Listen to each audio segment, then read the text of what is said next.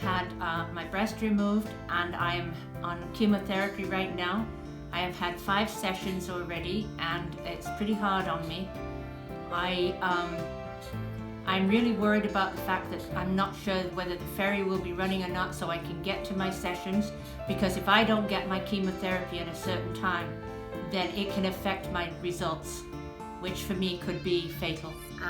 The biggest thing that tugs at my heart is I've got a team of 5, a great team of 5, and since the strike's been on, we've had to cut their hours by over 70%.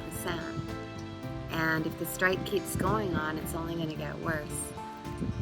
So it's hard having people dependent on me as an employer, and I'm not able to give them the shifts that they need to live. It's been quite a large impact.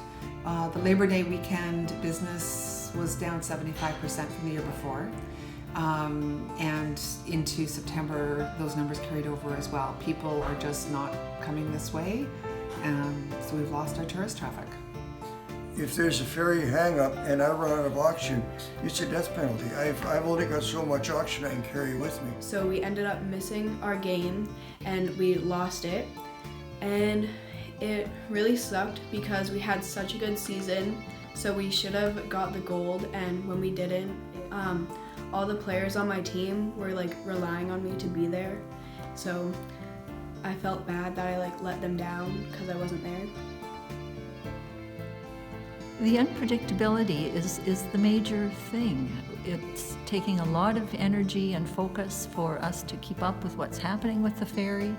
We have guests who are canceling or deferring, reconsidering their decisions to come. And certainly we have many people who come in for a day just to look around and visit the ashram, visit the temple, and particularly on the days that the ferry is not running on the usual schedule, we have huge differences in numbers to our usual traffic. Well, I have 15 potters, including myself, whose work gets sold out of this shop, and then 7 other artists, different disciplines. So we're at 22 plus 3 staff. That's 25 people who are affected. Now, if you had something to say to the employer, the government, and the union, what would you say to them? This poses a big threat to real people and this region in the long term, and we need this resolved as soon as possible. Get your act together, the whole bunch of you. This is an essential service. It's not just a tourist attraction. We need that ferry. That's our lifeline. And right now, the way I see it is everyone's losing. The BC government is losing in terms of the message that they're sending tourists about, coming to BC on their vacation. The union is losing in terms of their position with their employers, and the employees are losing, and the community's losing. Everybody is losing in this protracted labor dispute. This is a much broader issue than the East Shore. It's a Kootenay Lake issue. On all sides of the lake, people are hurting, are noticing effects. I'm a member of the Chamber of Commerce for the ashram, and we were meeting just the other night and hearing about Nelson side stories and far effects going to Revelstoke. People are avoiding the area in some cases because of the uncertainties, and we can't have that continue.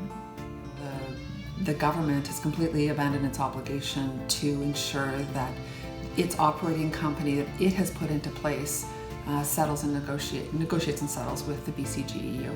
That's its obligation. It's highways, period.